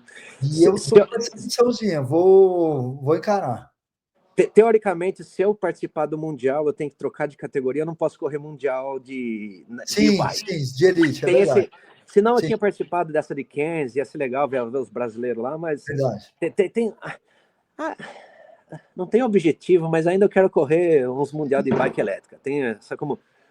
Não é para ganhar, é só por diversão e estar aqui fazendo parte. Como satisfação e como desafio, e é importante para nós termos esses alvos para que a gente possa correr atrás.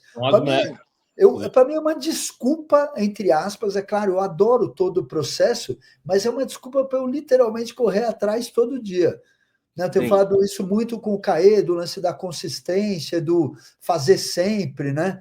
Porque não. Cara, chega um momento que não é mais a intensidade, sim, porra, o rolê, né, meu? O que chama de Que eu falei jornada. no começo, o negócio é estar andando de bike, cara. Isso que é o que dá aquele gásinho para continuar tocando, que a vida é muito maluca, cara. Eu faço essa, como eu te falei, 4:30 da manhã para ter tempo de pedalar, porque 7:30 da manhã eu tenho que estar fazendo café da manhã para a família. Você falou, perguntou à família, 7:30 da manhã café, 8 e pouco eu tenho que estar na estrada para levar o menino para o daycare. Daí trabalho, termina a jornada de trabalho, vai pegar o menino. Alguns dias eu tenho que fechar a loja. Aí chega em casa, brinca um pouco com o menino ali, 8:30 dormindo, cara. Então, é corrido. Isso é uma coisa curiosa, né, Thiago? A vida, é difícil explicar isso para a galera no Brasil, mas a vida. Tá chamando de vagabundo, Caê? Não faz isso, né? Tá chamando de brasileiro vagabundo. O Caê fala para mim, não, que o tio não trabalha. Tô brincando. Não. Peraí, não me interrompe, não, porque não é verdade isso aí que o tio tá falando. Isso aí não é. Não, mas a brincadeira aqui não é nem legal. Na real, o que eu acho é que eu até perdi meu. Desculpa, meu. Não, tranquilo. Não, você estava falando do lance do que o brasileiro não tem noção do. Aqui nos Estados Unidos é muito parecido com o que você está falando aí, Thiago. O dia começa cedo. O congestionamento aqui é 7 horas da manhã. Não sei como é que é aí na Austrália. Aí no Brasil é 9 horas. Não, o congestionamento aqui agora é 6 horas da manhã, cara. Mudou. Terrível. Mas na Babilônia, que nem São Paulo, digo São Eu Paulo. às 9 horas lá ainda, velho. São Paulo, deu 6h40, 6h30, as marginal estão travadas já. O que eu quero dizer da vida, a vida aqui é mais corrida. No Brasil, é mais desassistência, parece. Você sabe, eu entendo total, e o que é o principal, que é o que você comentou aquele dia no nosso programa com o Robério, que é um brasileiro que foi trabalhar nos Estados Unidos, mecânico também. O fato de vocês trabalharem não ganhando por mês, mas sim por hora, isso muda muito. É uma cultura completamente diferente. Acho que talvez fosse esse ponto, né, Caê? Não, eu acho que ele quer falar assim também. No Brasil, você tem happy hour todo dia. Isso. Você tem aquele, depois do trabalho exaustivo, você tem aquela. Carnaval, tem o Mengão, tem o Coringão. Nunca paga.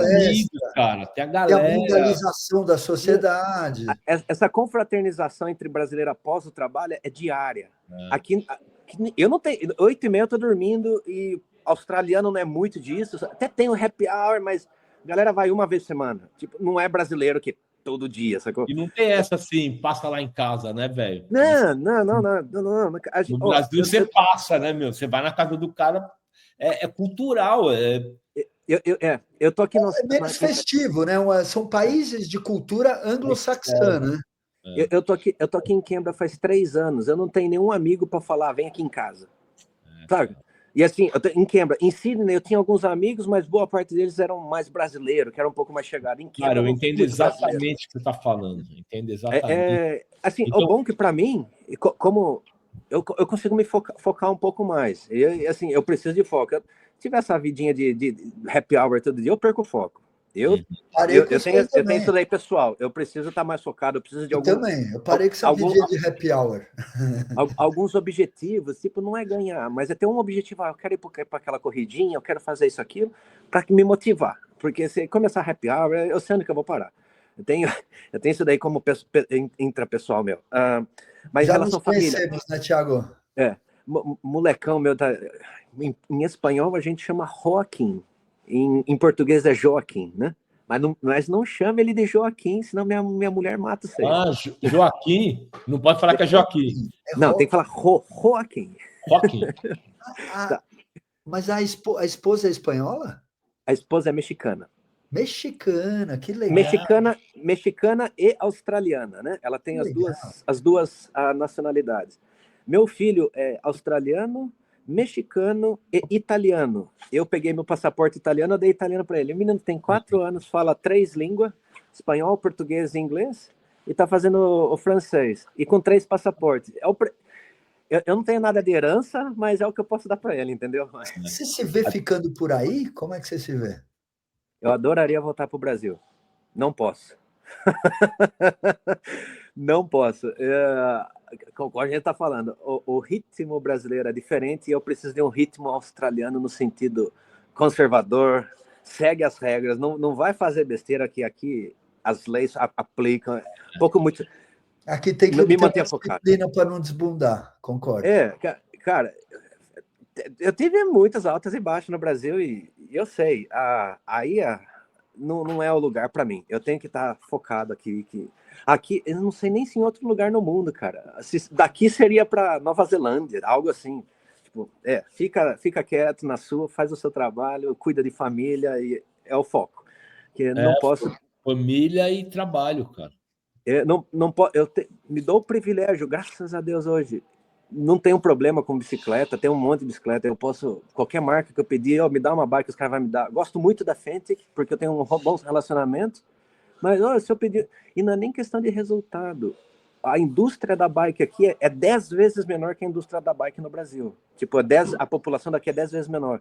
Então todo mundo se conhece. Então, se eu pedir uma bike para outras marcas, eu ganho uma bike, isso não é um problema hoje. Então, estou tranquilo, não quero perder a oportunidade que eu estou tendo aqui, não quero me desviar, que eu já perdi muitas oportunidades. Então, aqui acho que as coisas estão caminhando, sabe? Como que você conseguiu e como você está inserido nessa sociedade da bike, da competição?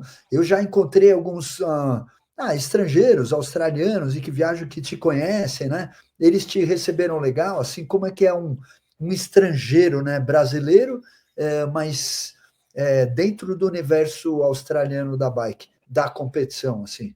Cara, depende do lugar. Você é imigrante, mas aqui é um país imigrante, né? Tem muita cultura diferente, indiana, né? Muita gente de todos os lados, muito chinês. Talvez o australiano raiz de alguns lugares um pouco mais distantes não são tão receptivos, mas na indústria da bike, sou muito bem recebido, graças a Deus. Digamos que eu conquistei meu espaço, todos têm meu respeito em relação, principalmente a bike elétrica, não em relação a resultado de corrida, que faz parte também, mas em relação a conhecimento, know-how.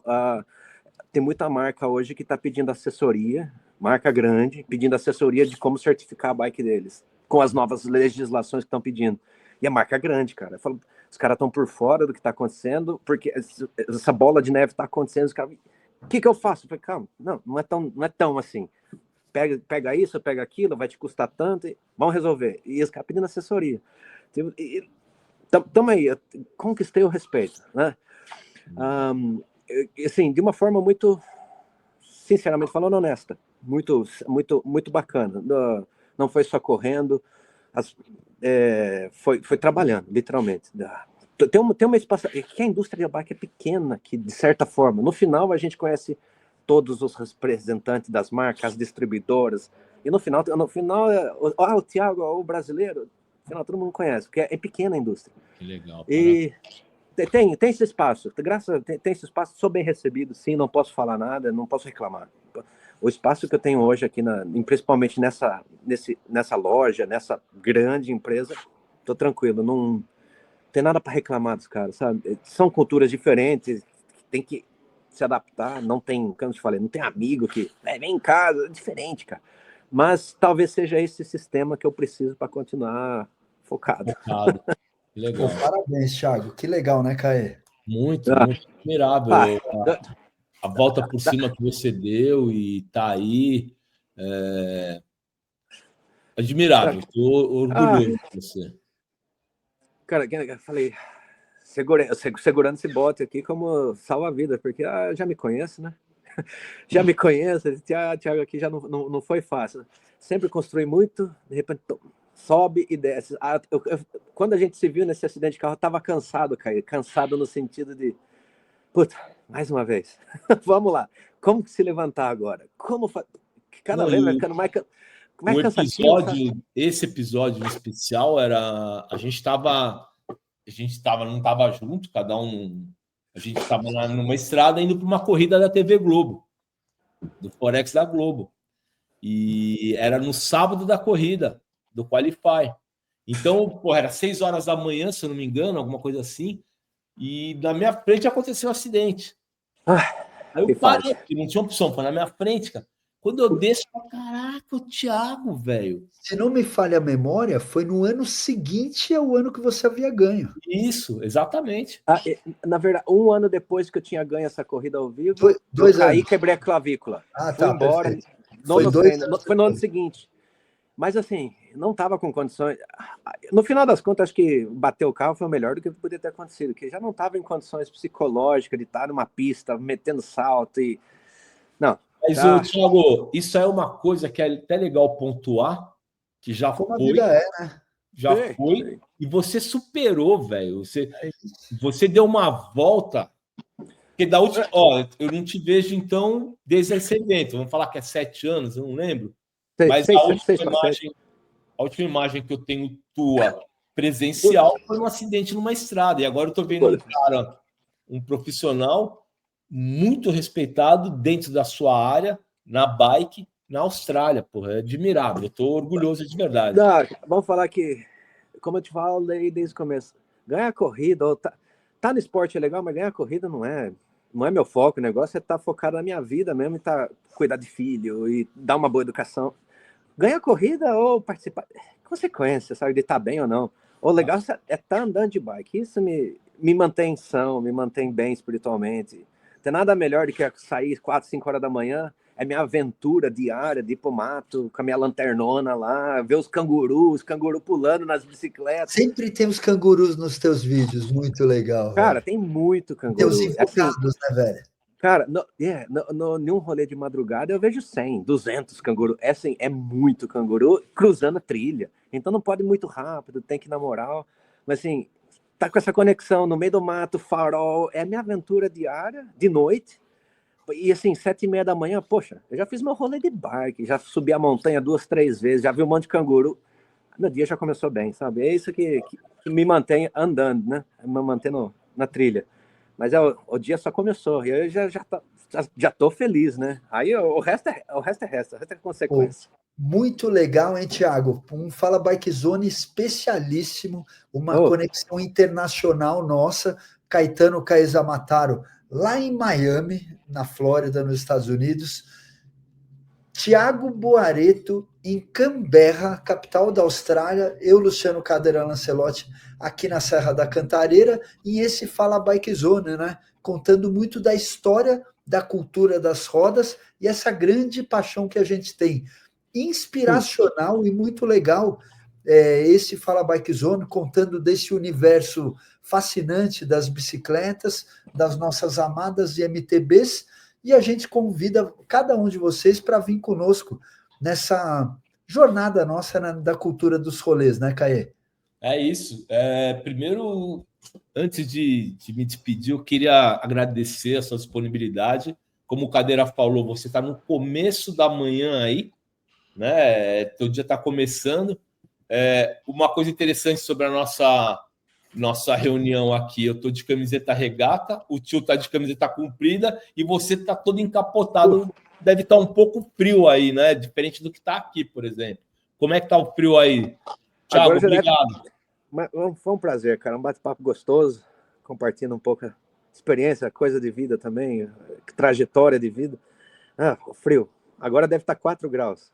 Nossa, Gostoso. tá frio, hein? Mas você acaba acostumando,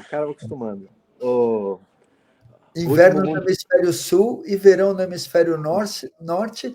É isso aí. Cultura sobre duas rodas, muita história e nossa alegria no rolê. Valeu! Um abraço. Fala, Bike Zone. Abraço, tamo junto.